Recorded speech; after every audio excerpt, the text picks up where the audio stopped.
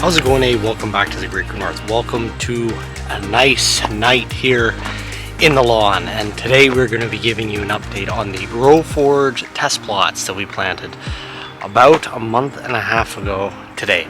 So without further ado, let's get in and take a look at those plots. So for those of you who are new here, my name is Wade Murray. I'm a lawn care enthusiast as well as I worked in the industry, and today we're going to be showing you the test plots that I planted about a month ago. These seed plots were graciously provided to me from GrowForge Lawn Care Products. They sponsored this plot.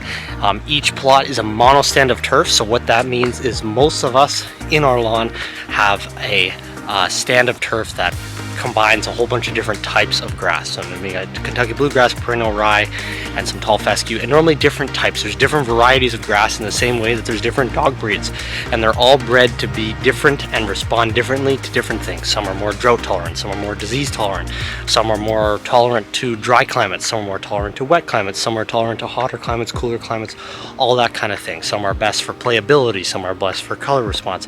All these great things that they breed these grasses for to make sure that we can get exactly what we need out of the grass that we plant. So without further ado, these plots were planted about a month ago.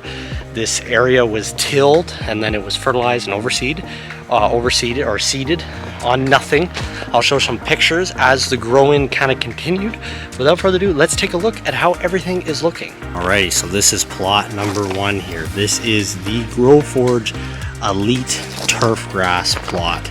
And this one was probably the slowest to come in, but since has become the thickest plot out of the stand, I would say. Now, there is some broadleaf in here.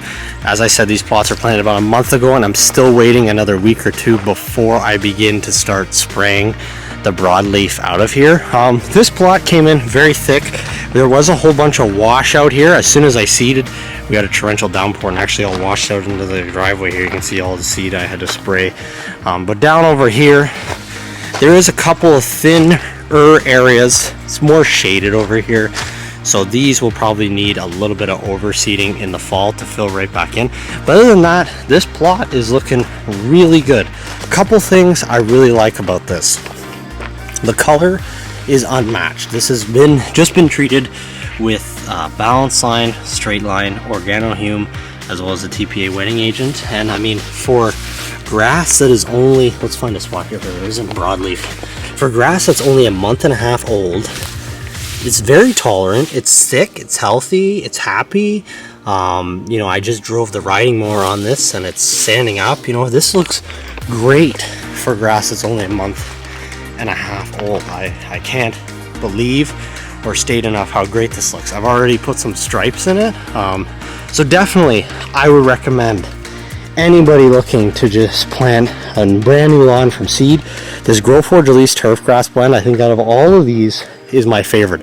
The germination rate took a while, and by a while I mean it was well over 20 days before we started to see a heavy germination. But as soon as it came, it was happy, and this plot is definitely the happiest and healthiest out of all the plots. So that's the update on the GrowForge Elite Turf Grass plot from GrowForge. We're going to be continuing to fertilize this throughout the summer and coax it through and see how thick and healthy we can make this plot. Next was the Garnet Creeping Red Fescue. This plot was the first to germinate, and that's that red flag here to that red flag over there. Was the first to germinate, the first to come up, and the first to get cut. But a couple things that I'm not too happy with. I really like the plot. I would suggest if you are in a landscaping industry or some industry where you need grass to come up real quick, this is the grass type for you. However, in a high shade area like this is, we have a big maple tree here. I have noticed that when it rains, and it's been raining a lot here, this grass just tends to lie over and not be able to stand up very well. And then in an area with heavy traffic, like over here, we have quite a bit of traffic. You can see that it's already starting to kind of get trampled. But again, this is very, very young grass here.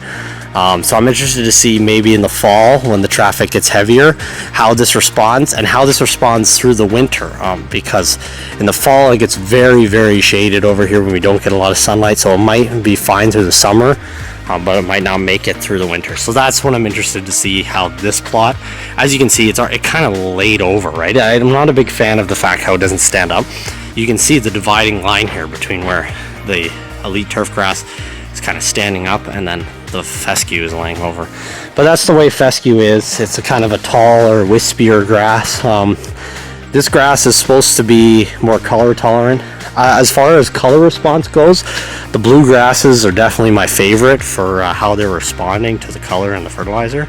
And you can see the line there where the lawnmower went through. But I would still like this grass. I would recommend anybody who's looking for something that's going to come up really quick and as a ground cover. As you can see, these two plots here are the ones with the least amount of broadleaf, and that's because these ones came up first.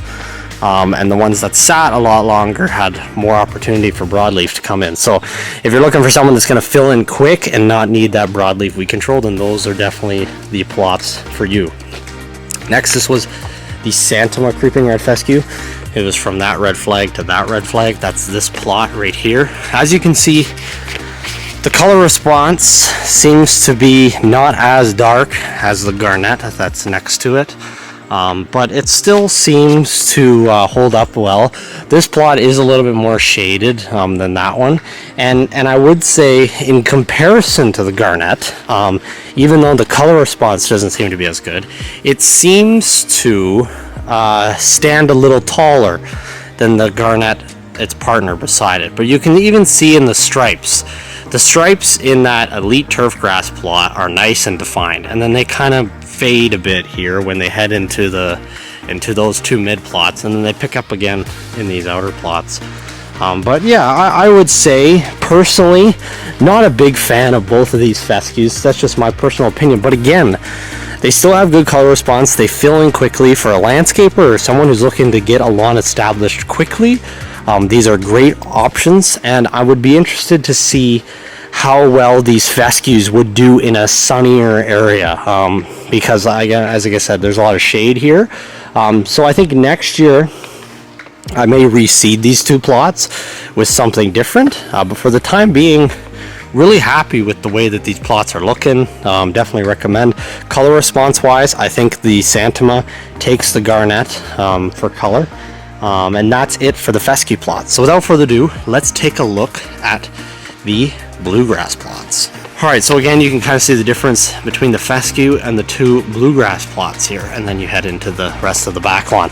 So the two bluegrass plots here, this was the SR 2100 Kentucky bluegrass in the middle here, and then that far plot was the Mercury Kentucky bluegrass. The SR 2100 germinated probably about 6 days before the Mercury germinated, and I would say that the SR 2100 has filled in a lot thicker than the Mercury has, but that could be just because they're about 6 days apart from each other.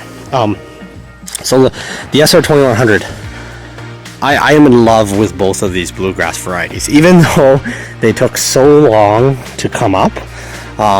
Their texture, their responsiveness to traffic seems to be great. As I said, lots of weed pressure in here, and this is because it took a while for them to come up, so it gave the opportunity for broadleaf to kind of get in. I have noticed that the SR 2100 seems to be a lot darker of a green than the Mercury. You can see kind of the colors in the Mercury there. But so far, traffic wise, not too bad.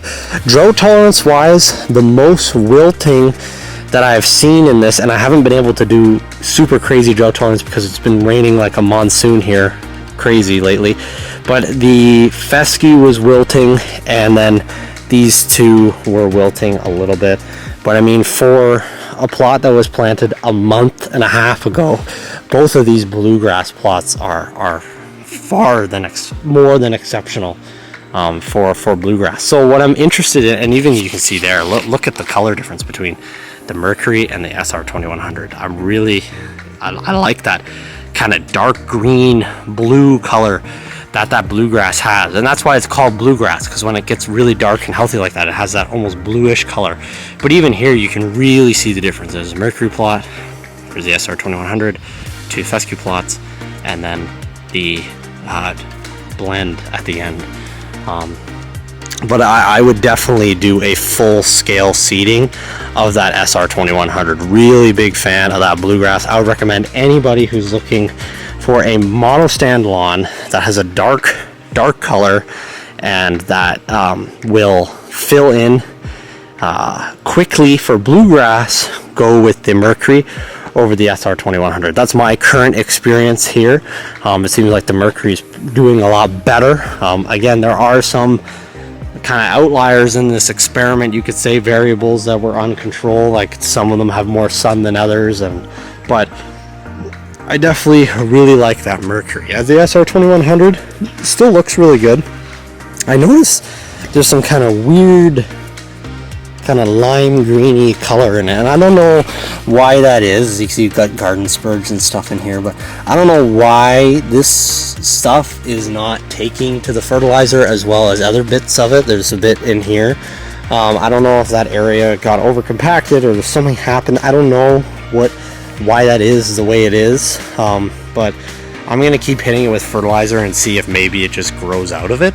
But yeah, though I really like the bluegrass as well, and I like the texture of both of the bluegrasses. They have, you know, this great cool season grass texture to them.